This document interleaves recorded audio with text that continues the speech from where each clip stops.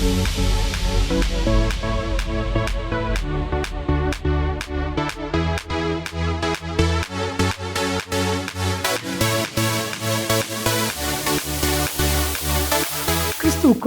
மிகவும் பிரியமானவர்களே, திருமறை தியானம் இந்த நிகழ்ச்சியை நமக்கு வழங்குகிற மதிப்பிற்குரிய டாக்டர் ரெவரண்ட் பால்ராஜ் அதிசயமணி ஐயா மும்பை பட்டணத்தில் மெத்தடிஸ்ட் திருச்சபையினுடைய போதகராய் பணியாற்றி இறைபணியை செய்தவர்கள்.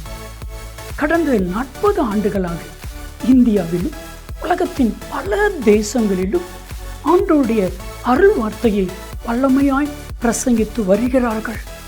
திருச்சபைகள், ஊழியர் நிறுவனங்கள், இன்னும் பல பகுதிகளிலே கர்த்தரால் வல்லமையாய் பயன்படுத்தப்பட்டு வருகிறார்கள். முழு வேதாமத்தை குறித்தான விளக்க உரையும் ஏறத்தாழ 125 புத்தகங்களும் கர்த்தர் அவர்களை கொண்டு எழுத வைத்திருக்கிறார்.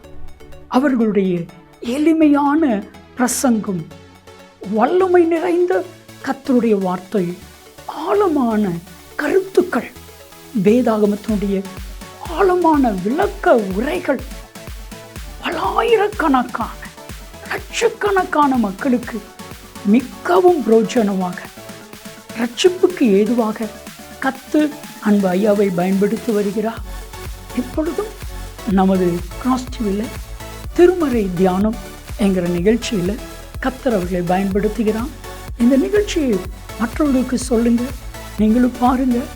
கர்த்தர் அன்பு ஐயாவை வல்லமையாக எடுத்து பயன்படுத்துவார். ஆண்டவருடைய பிரசன்னத்திலே மீண்டுமாக உங்களை காணும் பொழுது அதிக மகிழ்ச்சி அடைகிறேன். இந்நாளிலும் உங்கள் மத்தியில் வந்து உறவு கொள்ளவும், ஆண்டவருடைய வசனத்தை பகிர்ந்து கொள்ளவும் தருணம் கொடுத்த ஆண்டவரை துதிப்பதோடு உங்கள் அனைவருக்கும் என்னுடைய நன்றியை நான் தெரிவித்துக் கொள்கிறேன். அப்போஸ்தலர் 8ஆம் அதிகாரம் எடுத்துக்கொள்ளுங்கள். அப்போஸ்தலர் நடவடிக்கைகளிலிருந்து இந்நாட்களிலே செய்திகளை நாம் படித்து தியானித்து வருகிறோம். 8ஆம் அதிகாரத்தில் நிற்கிறோம். 8ஆம் அதிகாரம் 12ஆம் வசனத்திலிருந்து நாம் பார்க்கும் பொழுது, தேவனுடைய ராஜ்யத்துக்கும் இயேசு கிறிஸ்துவனுடைய நாமத்துக்கும் ஏற்றவைகளை குறித்து பிலிப்பு பிரசங்கித்ததை அவர்கள் விசுவாசித்த போது புருஷரும் ஸ்திரீகளும் ஞானஸ்நானம் பெற்றார்கள். அப்பொழுது சீமோனு விசுவாசித்து ஞானஸ்நானம் பெற்று பிலிப்பை பற்றி கொண்டு அவனால் நடந்த அடையாளங்களையும் பெரிய அற்புதங்களையும் கண்டு பிரமித்தான். சமாரியர் தேவனுடைய வசனத்தை ஏற்றுக்கொண்டதை எருசலேமில் உள்ள அப்போஸ்தலர்கள் கேள்விப்பட்டு பேதுருவையும் யோவானையும் அவர்களிடத்திற்கு அனுப்பினார்கள். இவர்கள் வந்தபோது அவர்களில் ஒருவனும் பரிசுத்தாவியை பெறாமல் கர்த்தராகிய இயேசுவின் நாமத்தினாலே ஞானஸ்நானத்தை மாத்திரம் பெற்றிருந்தவர்களாக கண்டு அவர்கள் பரிசுத்தாவியை பெற்றுக்கொள்ளும்படி அவர்களுக்காக ஜெபம் பண்ணி அவர்கள் மேல் கைகளை வைத்தார்கள். அப்பொழுது அவர்கள் பரிசுத்தாவியை பெற்றார்கள் என்று சொல்லி வேதத்தில் வாசிக்கிறோம்.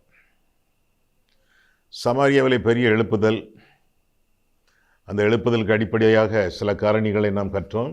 ஸ்தேவானுடைய உருக்கமான ஜெபம், திருச்சபைக்கு எதிரான உபத்திரவம், உபதேசம், பிலிப்புவின் உபதேசம், பிலிப்பு என்னும் ஊழியக்காரன், இவைகளெல்லாம் சமாரியாவின் எழுப்புதலுக்கு ஏதுகரமான காரணிகளாக இருந்ததாக ஏற்கனவே நாம் கற்றோம். அநேகர் விசுவாசித்தார்கள் என்று வேதத்தில் வாசிக்கிறோம். சீமோன் என்ற மாயவித்தைக்காரனும் விசுவாசித்து ஞானஸ்நானம் பெற்றான் என்று சொல்லி வேதம் கற்றுக் கொடுக்கிறது. அவன் ஒரு மாய்மாலமான மனுஷன், மதியீனமான மனுஷன், மனக்கடினம் உள்ளவன், விசுவாசித்தான் என்று வேதத்தில் வாசிக்கிறோம். அது என்ன விசுவாசம் என்று தெரியவில்லை. ஏனென்றால் பிசாசுகளும் விசுவாசித்து நடுங்குகின்றன. விசுவாசத்திலே பல வகைகள் இருக்கின்றன. உண்மையான விசுவாசம், பொய்யான விசுவாசம். எப்படியோ இந்த மாயவித்தைக்காரனும் விசுவாசித்து ஞானஸ்நானம் பெற்றான் என்று வேதத்தில் வாசிக்கிறோம். மற்றவர்களும் விசுவாசித்து ஞானஸ்நானம் பெற்றார்கள். ஆனால் யாருமே ரட்சிக்கப்பட்டதாக அப்போஸ்தலர் 8ஆம் அதிகாரத்தில் சொல்லப்படவில்லை. யாரும் மனம் திரும்பினார்கள், மறுபடியும் பிறந்தார்கள் என்றும் அங்கே 8ஆம் அதிகாரத்தில் காணப்படவில்லை. மொட்டையாக என்ன வாசிக்கிறோம்? 12ஆம் வசனத்திலே, தேவனுடைய ராஜ்யத்துக்கும் இயேசு கிறிஸ்துவனுடைய நாமத்துக்கும் ஏற்றவைகளை குறித்து பிலிப்பு பிரசங்கித்ததை அவர்கள், எவர்கள்? சமாரியர், அவர்கள் விசுவாசித்த போது புருஷரும் ஸ்திரீகளும் ஞானஸ்நானம் பெற்றார்கள். விசுவாசித்தார்கள், ஞானஸ்நானம் பெற்றார்கள். உண்மையான விசுவாசமாக இருக்கலாம், அல்லது மாய்மாலமான அல்லது அரைகுறை விசுவாசமாக இருக்கலாம். எப்படியோ விசுவாசித்தால் நிச்சயமாக ரட்சிக்கப்பட வேண்டும். விசுவாசித்தால் நிச்சயமாக மறுபடியும் பிறக்க வேண்டும். பின்ன பரிசுத்தாவியானவர் இல்லை என்றால் மறுபிறப்பு இல்லை. ஆவியானவர் மூலமாகத்தான் ரட்சிப்பு, ஆவியானவர் மூலமாகத்தான் மறுபிறப்பு. இது வேதம் போதிக்கக்கூடிய போதனையாகும். ரட்சிக்கப்பட்ட பின் பரிசுத்தாவியானவர் அல்ல. பரிசுத்தாவியானவர் வரும் பொழுதுதான், பெரும் பொழுதுதான் ரட்சிப்பு. கர்த்தருடைய ஆவி எங்கேயோ அங்கே விடுதலை உண்டு. அங்கேதான் பாவத்திலிருந்து விடுதலை உண்டு. 2 கொரிந்தியர் 3:17. பரிசுத்தாவியின் புதிதாக்குதலினால் ரட்சிக்கப்பட்டீர்கள். பரிசுத்தாவியானவர் இல்லை என்றால் ரட்சிப்பு இல்லை.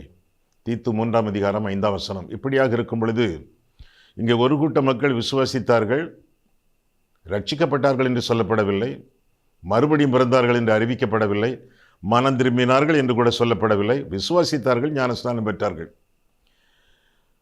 அப்போ 2 விதமான கூட்டத்தை இங்கே பார்க்கிறோம். ஒரு கூட்டம் பிலிப்பு அங்கே தானாக சென்றவன்.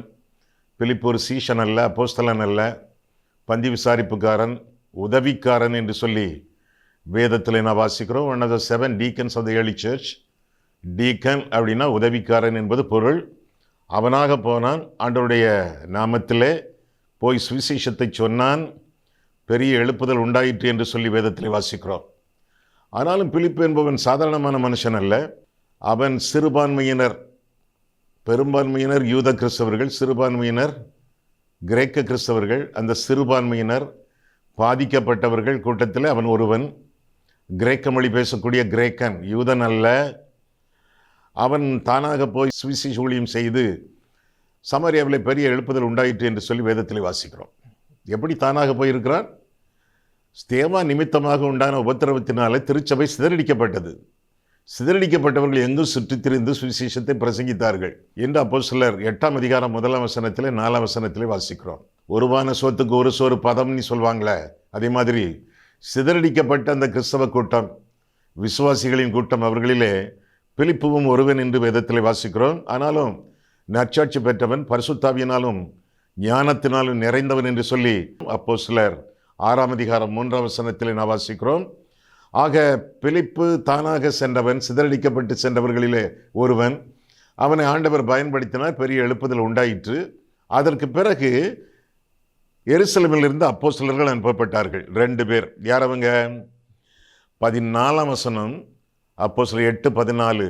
சமாரியர் தேவ வசனத்தை ஏற்றுக்கொண்டதை எருசலேமில் உள்ள அப்போஸ்தலர்கள் கேள்விப்பட்டு, யார் அந்த அப்போஸ்தலர்கள்? 12 சீஷர்கள். அப்போஸ்தலர்கள் கேள்விப்பட்டு பேதுருவையும் யோவானையும் அவரிடத்திற்கு அனுப்பினார்கள் என்று வாசிக்கிறோம். பேதுரு, யோவான் வைராக்கியமான அப்போஸ்தலர்கள், லேசிலே வளைந்து கொடுக்க மாட்டார்கள். யூத வைராக்கியம் அவர்களுக்கு அதிகமாக உண்டு என்று சொல்லி வேதத்தில் பல இடங்களிலே நான் பார்க்கிறோம். 2 பேரும் அனுப்பப்பட்டார்கள். 2 பேரும் முக்கியமான சீஷர்கள். ஆண்டவரை பொறுத்த அளவிலே ஆண்டவருக்கு முக்கியமாக ஒரு கோர் குரூப் என்று வைத்திருந்தார். பேதுரு, யாக்கோபு, யோவான். இந்த மூவரையும் தான் யவீருவின் வீட்டுக்கு அழைத்து சென்றார். இந்த மூவரையும் தான் மறுரூப மலைக்கு அழைத்து சென்றார். இந்த மூவரையும் தான் கெத்செமனே தோட்டத்திற்கு அழைத்து சென்றார் உள்ளே. ஆக இந்த 3 பேரும் ஆண்டவரை பொறுத்த அளவிலே முக்கியமானவர்கள். இவர்கள் அனுப்பப்பட்டவர்கள். பிலிப்பு பந்தி விசாரிப்புக்காரர்களில் ஒருவன், டீக்கன், உதவிக்காரன், கிரேக்கன், தானாக சென்றவன், சிதறடிக்கப்பட்டவர்களிலே ஒருவன். ஆனால் இந்த 2 பேரும், பேதுருவும் யோவானும் அனுப்பப்பட்டார்கள். எருசலேமில் இருந்து மற்ற அப்போஸ்தலர்களால் அனுப்பப்பட்டவர்கள் என்று சொல்லி வேதம் நமக்கு கற்றுக் கொடுக்கிறது. முதல் முறையாக எருசலேமில் இருந்து சமாரியாவுக்கு சுவிசேஷம் சென்றது பிலிப்பு மூலமாக. இப்பொழுது அப்போஸ்தலர்களே அனுப்பப்படுவதாக நாம் வேதத்தில் வாசிக்கிறோம். எந்த ஒரு ஊழியத்திற்கும் நாம அல்லது தாமாக நாம் செல்ல முடியாது. ஆண்டவர் அனுப்ப வேண்டும். நம்மை திரித்துவ தெய்வம் படைத்தார், நம்மை திரித்துவ தெய்வம் ரட்சித்தார், நம்மை திரித்துவ தெய்வம் அனுப்புகிறார் என்று சொல்லி வேதம் நமக்கு கற்றுக் கொடுக்கிறது. நமது ரூபத்தின்படியும் நமது சாயலின்படியும் மனுஷனை உண்டாக்குவோமாக என்று சொல்லி திரித்துவ தெய்வம் மனுஷனை படைத்தார், சிருஷ்டித்தார், உருவாக்கினார். ஆதியாகமம் 1ஆம் அதிகாரத்திலே அப்படியாக நாம் பார்க்கிறோம். அதே திரித்துவ தெய்வம் நம்ம அழைக்கிறார். பிதா நம்மை அழைக்கிறார், குமாரன் நம்மை அழைக்கிறார், பரிசுத்தாவியானவர் நம்மை அழைக்கிறார். மூவரும் சேர்ந்து நம்மை அனுப்புகிறார்கள் ஊழியத்திற்காக, ஆத்தும ஆதாயம் பண்ணுவதற்காக. யாரை நான் அனுப்புவேன் என்று ஒருமையிலே ஆண்டவர் ஆரம்பித்து, யார் நமது காரியமாய் போவான் என்று பன்மையிலே முடிப்பதாக வேதத்தில் நான் வாசிக்கிறோம். ஏசாயா 6ஆம் அதிகாரம் 8ஆம் வசனத்திலே. ஆக நம்மை படைத்தவர், நம்மை மீட்டவர், நம்மை அழைத்தவர், நம்மை அனுப்புகிறவர் திரித்துவ தெய்வம், பிதா, குமாரன், பரிசுத்தாவியானவர். சரி, முதலாவதாக அனுப்பப்பட்ட அப்போஸ்தலர்களை குறித்து பார்த்தோம். இரண்டாவதாக அங்கீகரிக்கப்படாத சமாரியரை குறித்து பார்க்க வேண்டும். அங்கீகரிக்கப்படாத சமாரியர், இதை சரியாக புரிந்து கொள்ளாமல் அநேகர் தவறாக இன்றைக்கு போதித்து வருகிறார்கள். போதித்து திருச்சபை குழப்புகிறார்கள். ரட்சிப்பின் சந்தோஷத்தை பெற்ற விசுவாசிகளை கலக்குகிறார்கள். அவர்களுடைய தவறான போதனைகளுக்காக அவர்கள் திருச்சபைகளிலே விசுவாசிகளின் மத்தியிலே மன்னிப்பு கேட்க வேண்டும். யூதர்கள் சமாரியர் 2 பேருமே விரோதிகளாச்சே. யோவான் 4:9 வாசிக்கிறோம், யூதர்கள் சமாரியருடனே சம்பந்தம் கலவாதவர்கள் என்று சொல்லி வேதம் கற்றுக் கொடுக்கிறது. யோவான் 4:9. இந்த சம்பந்தம் கலவாமை எப்படி உண்டானது? வரலாற்று ஏடுகளை கொஞ்சம் புரட்டி பார்ப்போமா? மக்களுடைய பாவம் ஆண்டவருடைய சமூகத்தில் பெரிதாக காணப்பட்டது. ஏற்கனவே இஸ்ரவேல் ஜனங்கள் 2ஆக உடைக்கப்பட்டிருந்தார்கள். ஒரு 10 கோத்திரம் இஸ்ரவேல் என்று அழைக்கப்பட்டது. ஒரு 2 கோத்திரம் யூதா பென்யமீன், அவர்கள் யூதா என்று அழைக்கப்பட்டார்கள். மக்களுடைய பாவம் பெரிதாக இருந்ததினாலே பாபிலோனியர் வந்து யூதாவையும் பென்யமீனையும் அழைத்து கொண்டு யூதா கோத்திரத்தையும் பென்யமீன் கோத்திரத்தையும் சிறைபிடித்து பாபிலோனுக்கு கொண்டு சென்றார்கள். ஒரே இடத்திலே வைத்தார்கள். ஆனால் அசீரியர்கள் வந்த பொழுது இஸ்ரவேலை சிறைபிடித்து 10 கோத்திரங்களை சிறைபிடித்து அசீரியாவுக்கு கொண்டு சென்று ஒரே இடத்தில் வைக்கவில்லை, பல இடங்களிலே, பக்கத்து பல நாடுகளிலே சிதறடிக்கப்பட்டு அவர்கள் வைக்கப்பட்டார்கள். ஏன்? அவர்கள் தங்களுடைய யூத மதத்தை மறக்க வேண்டும், தங்கள் தெய்வமாகிய கர்த்தரை மறக்க வேண்டும், யெகோவாவாகிய தெய்வத்தை மறக்க வேண்டும். எனவே அவர்கள் மற்ற புறஜாதிகளோடு சேர்ந்து கள்ளப்பட்டு கரைப்பட்டு கலங்கப்பட்டு வாழ வேண்டும். இது அசீரியருடைய எண்ணம், கருத்து, முறை. அப்படியாக அவர்களை கைது செய்து அசீரியாவுக்கு அழைத்து சென்று பல இடங்களிலே அவர்கள் வைக்கப்பட்டார்கள் என்று சொல்லி 1 ராஜாக்கள் 16:17 நாம் பார்க்கிறோம். சிறைபிடிக்கப்பட்டவர்கள் பல இடங்களில் வைக்கப்பட்டதினாலே தங்களுடைய தேசிய தன்மையை, தங்களுடைய மதத்தன்மையை, தங்களுடைய கோத்திர தன்மையையே அவர்கள் மறந்து விட்டார்கள். யார் மறந்து விட்டார்கள்? பாபிலோனில் இருந்த யூத கிறிஸ்தவர்கள். இன்னும் அசீரியாவில் இருந்த அந்த இஸ்ரவேல் பாபிலோனில் இருந்த யூதர்கள், இஸ்ரவேலில் பாபிலோனில் இருந்த யூதர்கள், அது மட்டுமல்ல அசீரியாவில் இருந்த இஸ்ரவேலர்கள் தங்களுடைய எல்லா தன்மைகளையும், தேசியத்தன்மை, மதத்தன்மை, கோத்திரத்தன்மை எல்லாவற்றையும் மறந்தே போனார்கள். பாபிலோனியரை மேற்கொண்டார்கள் மேதியரும் பெர்சியரும். மேற்கொண்டு 2 பேருக்குமே சிறையிருப்பிலிருந்து விடுதலை கொடுத்தார்கள். யார் அந்த 2 பேர்? பாபிலோனில் இருந்த யூதர்கள், அசீரியாவில் இருந்த இஸ்ரவேலர். 2 பேருக்கு விடுதலை கொடுத்தார்கள். 2 பேரும் வந்தார்கள். யூதர்கள் சமாரியருடனே சம்பந்தம் கலக்கவில்லை. ஏனென்றால் பாபிலோனில் இருந்த யூதர்கள் தங்களுடைய பண்பாடுகளை காத்துக்கொண்டார்கள், ஓரளவு தங்களுடைய பரிசுத்தத்தை காத்துக்கொண்டார்கள், பேரளவு தங்களுடைய விசுவாசத்தை காத்துக்கொண்டார்கள். தங்களுடைய வேத அறிவு 70 வருஷம் இங்கே இருந்தாலும் ஓரளவு அவங்களுக்கு வேதம் ஒட்டி கொண்டிருந்தது, அதை காத்துக்கொண்டார்கள். பாபிலோனிலே ஒரு ஜெபக்குழுவை ஆரம்பித்தார்கள். வரலாறு சொல்லுகிறது, திரும்ப அவர்கள் எருசலேமுக்கு வந்த பொழுது அந்த ஜெபக்குழுவே ஒரு ஆலயமாக மாறியது. என்ன ஆலயம்? ஜெபாலயம், சினகாக். இஸ்ரவேலருக்கு, மொத்தத்தில் இஸ்ரவேலருக்கு 3 விதமான ஆலயங்கள். ஒன்று ஆசரிப்பு கூடாரம், மோசே காலத்தியது. 2வதாக தேவாலயம், சாலமோன் கட்டியது. 3வதாக ஜெபாலயம், அங்கே பாபிலோனிலிருந்து அவர்கள் கொண்டு வந்தது. தங்களுடைய விசுவாசத்தை அவர்கள் மீண்டும் எருசலேமில் ஆரம்பித்தார்கள். எருசலேமிலோ ஆலயம் இல்லை, அலங்கம் இல்லை, ஆராதனை இல்லை. ஆனால் ஜெபாலயம் அவர்கள் மத்தியிலே உருவாக்கியது. பாபிலோனில் இருந்து, ஏறக்குறைய பாபிலோனில் இருந்து கொண்டு வந்தது. ஆனால் அசீரியாவில் இருந்து வந்தார்களே, கரைப்பட்டவர்கள், களங்கப்பட்டவர்கள், கள்ளப்பட்டவர்கள், அவர்களும் இந்த யூதரோடு சேர்ந்து கொள்ள பிரயாசப்பட்டார்கள். முடியவில்லை. நாங்கள் களங்கமில்லாமல் இருக்கிறோம், நீங்களோ களங்கப்பட்டு விட்டீர்கள் என்று சொன்னார்கள். இதெல்லாம் எப்பொழுது நடந்தது? கிமு 722 நடந்தது. திரும்ப யூதர்கள் தேவாலயம் கட்ட அவர்கள் பிரயாசப்பட்டார்கள். யூதர்கள் எல்லாரும் எருசலேமிலே தங்கிவிட்டார்கள். அந்த இஸ்ரவேலர்கள் எல்லாரும் சமாரியாவிலே தங்கிவிட்டார்கள். பின்னர் யூதர்கள் தங்களுக்கு தேவாலயத்தை கட்ட பிரயாசப்படும் பொழுது இஸ்ரவேலரும், அசீரியாவில் இருந்த இஸ்ரவேலரும் நாங்களும் சேர்ந்து கட்டுவோம் என்று வந்தார்கள். கட்ட அனுமதிக்கவில்லை யூதர்கள். எங்கே வாசிக்கிறோம்? எஸ்ரா 4 வாசிக்கிறோம். வேண்டாம், உங்களுக்கு எங்களுக்கு ஒத்து வராது, நாங்கள் பரிசுத்தமானவர்கள், நீங்கள் பாவம் செய்தவர்கள், கரைப்பட்டவர்கள், வேண்டாம் என்று அவர்கள் தங்களோடு சேர்ந்து ஆலயம் கட்ட யூதர்கள் அவர்களை புறக்கணித்தார்கள். எனவே சமாரிய யூதர்கள், அந்த காலத்தில் யூதர்கள் தானே, சமாரிய யூதர்கள் தங்களுக்கென்றே கெரிசை மலையிலே ஒரு ஆலயத்தை கட்டி கொண்டார்கள். தங்களுக்கென்றே ஒரு நியாயப்பிரமாணத்தை எழுதி கொண்டார்கள்.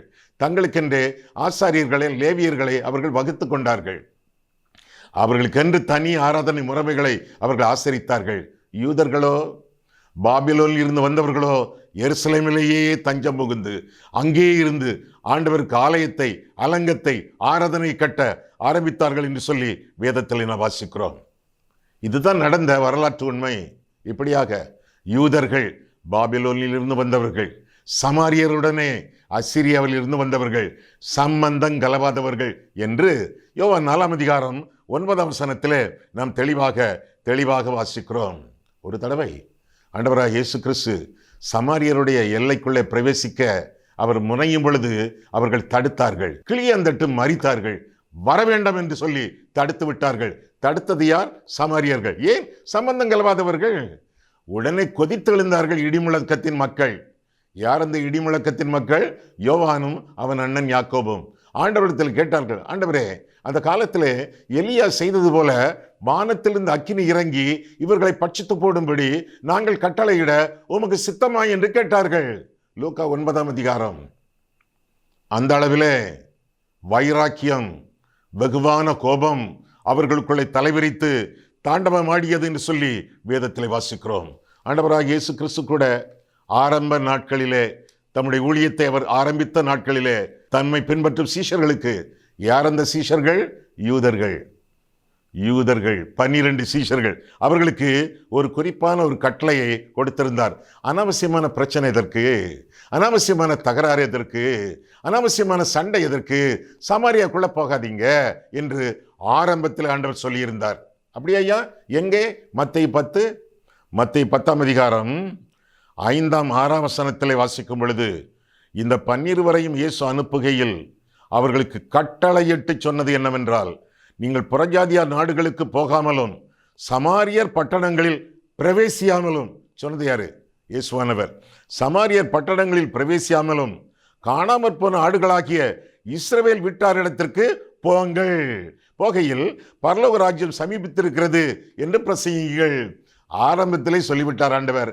இஸ்ரவேல் ஜனங்கள் மொத்தத்திலே, அப்பொழுது யூதர் இஸ்ரவேலர் எல்லாம் சேர்ந்து மொத்தத்தில் யூதர்கள் அல்லது இஸ்ரவேலர், அவங்க கிட்ட போங்க, சமாரியர் பட்டணத்துக்கு போகாதீங்க, அனாவசியமான வம்பு எதுக்கு, அனாவசியமான பிரச்சனை எதுக்கு என்று சொல்லி ஆண்டவர் தடுப்பதாக நாம் வேதத்தில் என்ன வாசிக்கிறோம். யூதர்களை பொறுத்தளவிலே சமாரியர்கள் பிசாசு பிடித்தவர்கள் என்று அர்த்தம். சமாரியனா? அவன் பிசாசு பிடித்தவன். ஒரு தடவை ஆண்டவரிடத்தில் சொன்னார்களே, ஆமா, நாங்கள் உம்மை சமாரியன் என்றும் பிசாசு பிடித்தவன் என்று சொல்கிறோமே, அது சரிதானா என்று ஆண்டவரிடத்திலே அவர்கள் பரியாசம் பண்ணி கிண்டல் அடித்தார்களே. அந்த அளவிலே சமாரியன் என்றால் ஒரு யூதனுக்கு பிசாசு பிடித்தவன் என்று அர்த்தமாகும். சரியா? ஆனா ஆண்டவராக இயேசு கிறிஸ்து யாருக்காக உலகத்தில் வந்தார்? யூதர்களுக்காக மட்டுமா? எல்லாருக்காக வந்தாரே. இஸ்ரவேலருக்காக, புறமதத்து மக்களுக்காக, கிரேக்கர்களுக்காக, புறஜாதிகளுக்காக, எல்லாருக்கும் வந்தாரே. பாவிகளை ரட்சிக்க கிறிஸ்து இயேசு உலகத்திலே, உலகம்னா எல்லா ஜாதிகள், எல்லா மதம், எல்லா மக்கள், எல்லாருக்காக தானே வந்தார். சமாரியரை எப்படி ஆண்டவர் விட்டு விடுவார்? அதனால் கர்த்தருடைய கிருபையினாலே எருசலேமில் உள்ள சபைக்கு மிகுந்த துன்பம் உண்டாயிற்று. முதல் முறை கிறிஸ்தவர்கள் எல்லாரும், விசுவாசிகள் எல்லாரும் சிதறடிக்கப்பட்டார்கள். அவர்கள் எங்கே வந்தார்கள்? அப்போஸ்தலர் 8:1. அவனை கொலை செய்கிறதற்கு யாரவன்? ஸ்தேவான். சவுலும் சம்மதித்திருந்தான். அக்காலத்தில் எருசலேமில் உள்ள சபைக்கு மிகுந்த துன்பம் உண்டாயிற்று. அப்போஸ்தலர் தவிர மற்ற யாவரும் யூதேயா சமாரியா தேசங்களில் சிதறப்பட்டு போனார்கள். முதல் முறை சமாரியாவுக்கு வந்திருக்காங்க. 4 வசனம். சிதறி போனவர்கள் எங்கும் தெரிந்து சுவிசேஷ வசனத்தை பிரசங்கித்தார்கள். கொஞ்சம் கொஞ்சமாக ஆண்டவர் சீஷர்களுடைய, யூத சீஷர்கள், வைராக்கியமுள்ள யூதர்கள், ஃபெனட்டிக் ஜூஸ், அவருடைய கண்களை ஆண்டவர் திறக்க பிரயாசப்படுவதாக நாம் வேதத்தில் வாசிக்கிறோம். சமாரியாவுக்குள்ளே போகாதீங்க. முதல்ல போனது யாரு? இயேசு. சமாரிய மக்களை போய் அங்கே ஒரு ஸ்திரீயுடனே சமாரிய ஸ்திரீ அவ்விடத்திலே உரையாடியதாக வேதத்திலே வாசிக்கிறோம். சீஷர்கள் அந்த காட்சியை பார்த்து ஆச்சரியப்பட்டார்கள் என்று சொல்லி வேதத்திலே வாசிக்கிறோம். ஆண்டவர் ஒரு உவமையை சொன்னாரே தம்முடைய சீஷர்களுக்கு. நல்ல யூதன் கதையா, நல்ல சமாரியன் கதை. நல்ல சமாரியன் கதையை சொல்லி அவர்கள் கண்ணுங்களை கொஞ்சம் கொஞ்சமாக திறக்க அவர் பிரயாசப்பட்டார். 10 குஷ்டரோகிகளை ஆண்டவர் சுகமாக்கினாரே, 9 பேர் அட்ரஸே இல்லையே, ஒருவன் திரும்பி வந்தானே, அவன் யார்? விரோதி சமாரியன். சீஷர்களுடைய கண்களை ஆண்டவர் கொஞ்சமாக திறக்க பிரயாசப்படுவதாக பார்க்கிறோம். கடைசியிலே உலகத்தை விட்டு உன்னதத்திற்கு செல்லும் முன்பு ஆண்டவர் கடைசியாக கொடுத்த கட்டளை, பரிசுத்தாவி உங்களிடத்தில் வரும் பொழுது நீங்கள் பலனடைந்து எருசலேமிலும் யூதேயா முழுவதிலும் சமாரியாவிலும் பூமியின் கடைசி பரியந்தமும் எனக்கு சாட்சிகளாயிருப்பீர்கள், சமாரியாவிலும் எனக்கு சாட்சிகளாயிருப்பீர்கள் என்று ஆண்டவர் சொல்வதாக நாம் வேதத்தில் வாசிக்கிறோம். இந்த காரியங்களை அவன் கற்றுக்கொண்ட பிலிப்பு முதலாவது சென்றான். அவன் சென்ற பிறகு அங்கு பெரிய எழுப்புதல். அந்த செய்தியை எருசலேம் கேட்டது, அங்குள்ள சீஷர்கள் கேட்டார்கள், அப்போஸ்தலர்கள் கேட்டார்கள். சென்று எழுப்புதலுக்கு காரணமாக கர்த்தர் பயன்படுத்திய மனிதன் யார்? பிலிப்பு. சீஷனா? இல்லை. அப்போஸ்தலனா? இல்லை. அனுப்பப்பட்டவனா? இல்லை. தானாக சென்றவன். சிதறடிக்கப்பட்டவர்களுடைய கூட்டத்திலே ஒருவன், பந்தி விசாரிப்புக்காரன், உதவிக்காரன். இவன் மூலமாக எப்படி எழுப்புதல்? நீங்க 2 பேரும் போய் பார்த்துட்டு வாங்க என்று சொல்லி எருசலேம் பேதுருவையும் யோவானையும் அனுப்பியதாக நாம் வேதத்திலே வாசிக்கிறோம். பேதுரு ஃபெனட்டிக் ஜூ, வைராக்கியம் உள்ள ஒரு யூதன். சமாரியரா அல்லது கிரேக்கர்களா மற்றவர்களா எட்டியே பார்க்க மாட்டான். இதை நான் தொட்டதே இல்லை என்று சொல்வான். இப்படிப்பட்ட இந்த விலங்குகளை நான் புசித்ததே இல்லை என்று சொல்வான். வைராக்கியமான யூதன். அவன் போகிறான். யார் அந்த யோவான்? சமாரியரை தீக்கிரையாக்கிவிட துடித்தவன். அவனையும் அனுப்பினார்கள். 2 பேரும் வைராக்கிய யூத கிறிஸ்தவர்கள். நீங்க போய் எங்களுக்கு அது உண்மையான எழுப்புதலா அல்லது உணர்ச்சி வச கொந்தளிப்பா, இதை பார்த்துட்டு வாங்க என்று சொல்லி அனுப்பி வைக்கப்படுவதாக பார்க்கிறோம். 14ஆம் வசனம், நீங்கள் வரலாற்றை பின்பற்றுகிறீர்கள் என்று உணர்கிறேன். சமாரியர் தேவ வசனத்தை ஏற்றுக்கொண்டதை எருசலேமில் உள்ள அப்போஸ்தலர்கள் கேள்விப்பட்டு பேதுருவையும் யோவானையும் அவர்களிடத்திற்கு அனுப்பினார்கள். சரி, இவர்கள் வந்தபோது அவர்களில் ஒருவனும் பரிசுத்தாவியை பெறாமல் கர்த்தராகிய இயேசுவின் நாமத்தினாலே ஞானஸ்நானத்தை மாத்திரம் பெற்றிருக்கிறவர்களாக கண்டு அவர்கள் பரிசுத்தாவியை பெற்றுக்கொள்ளும்படி அவர்களுக்காக ஜெபம் பண்ணி அவர்கள் மேல் கைகளை வைத்தார்கள். அப்பொழுது அவர்கள் பரிசுத்தாவியை பெற்றார்கள் என்று சொல்லி 17ஆம் வசனம் முதலாக நாம் வாசிக்கிறோம். எதற்காக போனார்கள்? உண்மையிலே எழுப்புதலா இல்லையா என்று பார்க்க, உண்மையிலே உணர்ச்சி கொந்தளிப்பா அல்லது ஒப்பு கொடுத்தலா என்பதை பார்ப்பதற்காக, வெரிஃபை பண்ண, செக் பண்ண, பரிசீலித்து பார்க்க, சோதித்து பார்க்க. உண்மையான எழுப்புதல் என்றால் எருசலேமிலே போய் அனுப்பி வைத்தார்களே, அவர்களிடத்திலே அறிக்கை செய்ய வேண்டும், ரிப்போர்ட் பண்ண வேண்டும். பார்த்து செல்வதற்காக வந்தார்கள். இவர்களோ பரிசுத்தாவியானவரை பெறவில்லை என்று கண்டவுடனே இவர்கள் கைகளை வைத்தார்கள், ஆவியானவரை பெற்றார்கள். இப்பொழுது பேதுருவும் யோவானும் அறிந்து கொண்டார்கள். என்ன அறிந்து கொண்டார்கள்? பரிசுத்தாவியானவர் நமக்கு மட்டும் சொந்தமல்ல. அப்போஸ்தலர் 2, நமக்கு மட்டும் சொந்தமல்ல, புறஜாதிகளுக்கும் சமாரியர்களுக்கும் மற்றவர்களுக்கு சொந்தம் என்பதை அவர்கள் நம்பினார்கள், உறுதிப்படுத்திக் கொண்டார்கள், ஏற்றுக்கொண்டார்கள், கன்வின்ஸ் ஆனார்கள். இப்போ ரிப்போர்ட் பண்ணுவாங்க, நாமும் அவர்களும் ஒன்று, ஒரே கிறிஸ்துவின் சரீரத்திலே நாமெல்லாம் அங்கத்தினர்கள் என்பதை அவர்கள் அறிவிப்பார்கள். தங்கச்சிக்கு கல்யாணம், எல்லாருக்கும் திருமண கார்டு கொடுத்தோம், இன்விடேஷன் கார்டு, திருமண அழைப்பிதழ் கொடுத்தோம். அப்போ என் நண்பன், நெருங்கிய நண்பன், ஆனால் எங்கள் வீட்டுக்கு உதவாதவன், எங்கள் அம்மாவுக்கு பிடிக்காது.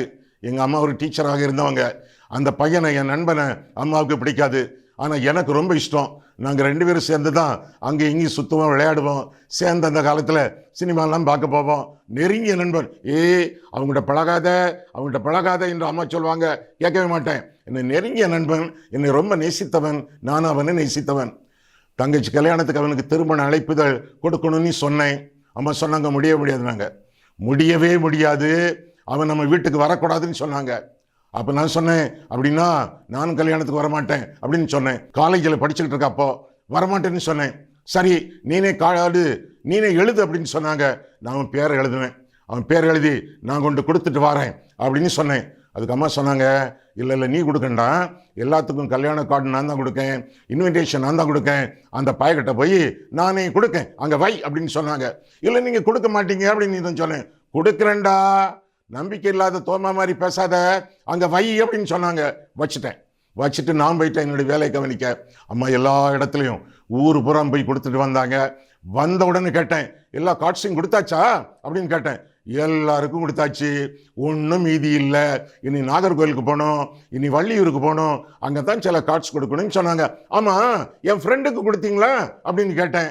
கொடுத்தனே அப்படின்னு அம்மா சொன்னாங்க. இல்லை நான் நம்ப மாட்டேன் அப்படின்னு சொன்னாங்க.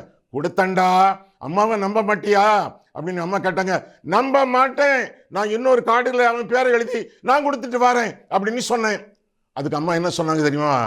நீ ஒரு நம்பிக்கை இல்லாத தோமா, நான் கொடுத்தேன்னு சொன்னாலும் நீ நம்ப மாட்டா, அதனால நான் கொடுக்கல. அந்த கார்டை ரேடியோ இருக்கு பாரு, ரேடியோ மேலே வச்சிருக்கேன், நீனே உன் கையினால் எடுத்து நீனே கொண்டு கொடு அப்படின்னு சொன்னாங்க. நான் போனேன், கார்டை எடுத்தேன், நண்பன் இடத்துல போனேன், அந்த கார்டை கொடுத்தேன், சந்தோஷமா வந்தேன். அம்மா கொடுத்தாங்கன்னு நம்ப மாட்டேன், நானே போய் கொடுக்கணும். யூத சீஷர்கள், எருசலேமில் உள்ள சீஷர்கள், பேதுரு, யோவான், சமாரியர்கள், புறஜாதிகளை வெறுத்தவர்கள், இவங்கெல்லாம் பிலிப்புவின் ஊழியத்திலே பரிசுத்த ஆவியானவர் சமாரியவர்களிடத்தில் வந்தார் என்று சொன்னா நம்ப மாட்டாங்க. எனவே அவர்கள் இருவரை அனுப்பினது பரிசுத்த ஆவியானவர். மற்ற அப்போஸ்தலர்கள் மூலமாக எருசலேமில் இருந்து சமாரியாவுக்கு அனுப்பப்பட்டார்கள். அவர்களே கைகளை வைத்தார்கள், ஆவியானவரை பெற்றார்கள். அப்போ ஆவியானவர் சமாரிய விசுவாசிகளிடத்திலே வருவதற்கு தாமதித்ததற்கு காரணம் என்ன தப்பான கேள்வி. ஆமா, சமாரியர்கள் விசுவாசித்தார்களே, ஏன் ஆவியானவரை பெறவில்லை? அது கேள்வி அல்ல. சமாரியர்கள் விசுவாசித்தாலும் அவர்களுக்குள்ளே ஆவியானவர் போவதற்கு ஏன் தாமதித்தார்? அதுதான் கேள்வி. ஃபெனட்டிக் ஜூஸ், வைராக்கியமான யூதர்கள் பேதுருவும் யோவானும் நம்பத்தக்கதாக, கன்வின்ஸ் அடையத்தக்கதாக, உறுதிப்படுத்துவதற்காக அவர்களே போய் அவர்களே ஜெபம் பண்ணி அவர்கள் மூலமாக, அவர்களுடைய ஊழியத்தின் மூலமாக பரிசுத்த ஆவியானவர் சமாரியரிடத்தில் பிரவேசிப்பது தேவனுடைய சித்தம். அது ஆவியானவருடைய சற்று தாமதம். எதற்கு? The Spirit of God, the Holy Spirit delayed to indwell the Samaritan believers in order that the Jewish fanatic disciples may be convinced of the fact that the Holy Spirit belongs to the Gentiles, Samaritans also. அவ்வளவுதான். சமாரியர்கள் அவர்களுக்கும் பரிசுத்த ஆவியானவர் சொந்தம் என்பதை யூத வைராக்கியமுள்ள அப்போஸ்தலர்கள் நம்பத்தக்கதாக, விசுவாசிக்கத்தக்கதாக, உறுதிப்படுத்திக் கொள்ளத்தக்கதாக பரிசுத்த ஆவியானவர் அவர்களிடத்தில் பிரவேசிக்க சற்று தாமதித்தார். அதுதான் விளக்கமே ஒழிய இல்ல அவர்கள் விசுவாசிச்சாங்க, பரிசுத்த ஆவியானவர் அவங்க பெறல, எனவே ரட்சிக்கப்படுறது முதல் அனுபவம், பரிசுத்த ஆவியை பெறது இரண்டாவது அனுபவம். தப்பாக போதித்துக் கொண்டிருக்கிறீர்கள். ஆவியானவர் அவர்கள் விசுவாசித்த உடனே வராமல் சற்று தாமதித்ததற்கு காரணம் யூத வைராக்கிய சீஷர்கள் நம்பத்தக்கதாக, உறுதிப்படுத்தத்தக்கதாக, தெளிவான அறிக்கையை எருசலேமில் சொல்லி அவர்களை உறுதிப்படுத்தத்தக்கதாக பரிசுத்த ஆவியானவர் சற்று தாமதித்தார், அவ்வளவுதான் என்று சொல்லி வேதம் நமக்கு தெளிவாக கற்றுக் கொடுக்கிறது. எப்படி பரிசுத்த ஆவியானவரை பெற்றுக்கொள்கிறோம்? ஏற்கனவே சொன்னேனே, ரட்சிக்கப்பட்ட பின் பரிசுத்த ஆவியானவர் அல்ல, பரிசுத்த ஆவியானவரை பெறும் பொழுதுதான் ரட்சிப்பு. பரிசுத்த ஆவியின் புதிதாக்குதலினால் ரட்சிக்கப்பட்டீர்கள். தீத்து 3:5. கர்த்தருடைய ஆவி எங்கேயோ அங்கே விடுதலை உண்டு. 2 கொரிந்தியர் 3:17. நீங்களும் உங்கள் ரட்சிப்பின் சுவிசேஷமாகிய சத்திய வசனத்தை கேட்டு விசுவாசிகளான போது வாக்குத்தத்தம் பண்ணப்பட்ட பரிசுத்த ஆவியால் அவருக்குள் முத்திரை போடப்பட்டீர்கள். எபேசியர் 1:13. புரட்டாதீர்கள், இதுவரை புரட்டி இருந்தால் மன்னிப்பு கேளுங்கள், ஆவியானவருக்கு விரோதமாக பாவம் செய்யாதிருங்கள். எனவே அருமையான நண்பர்களே, விசுவாசிகளே, வேதத்தை பகுத்து படியுங்கள். இன்னும் குழப்பவாதிகள் குழப்பக்கூடிய இன்னும் சில போதனைகள் உண்டு. அவற்றை அப்போஸ்தலர் 9, 10, 19 நாம் பார்க்க இருக்கிறோம். தொடர்ந்து இந்த செய்திகளை கவனியுங்கள். கண்களை மூடுவோம், கர்த்தரை பார்ப்போம். அன்புள்ள ஆண்டவரே, உம்முடைய வசனங்களை ஆராயவும், எங்கள் வாழ்க்கையை ஆராயவும், உம்முடைய சந்நிதியில் எங்களை வழிநடத்தினீர், அதற்காக நன்றி செலுத்துகிறோம் சுவாமி. இன்றைய நாளிலே அப்போஸ்தலர் 8ஆம் அதிகாரத்தின் அடிப்படையிலே அனுப்பப்பட்ட அப்போஸ்தலர்களையும் அங்கீகரிக்கப்படாத சமாரியர்களையும் ஆவியானவருடைய தாமதத்தை குறித்து நாங்கள் பார்த்தோம் சுவாமி. எங்களுக்குள்ளே என்றைக்கு நாம் இயேசு கிறிஸ்துவை இரட்சகராக ஏற்றுக்கொள்கிறோமோ அன்றைக்கு நாங்கள் பரிசுத்த ஆவியானவரை பெற்று ரட்சிக்கப்படுகிறோம், புதிதாக்கப்படுகிறோம், மறுபடியும் பிறக்கிறோம் என்று நாங்கள் அறிந்து கொள்கிறோம் சுவாமி. மீண்டுமாக நிச்சயப்படுத்திக் கொள்கிறோம் சுவாமி. எங்களை ஆசீர்வதியும். கற்ற சத்தியங்களை மற்றவர்களுக்கு நாங்கள் சொல்லத்தக்கதாக எங்களை நீர் வழிநடத்தும். இயேசு கிறிஸ்துவின் நாமத்தில் ஜெபிக்கிறோம் பிதாவே. ஆமென்.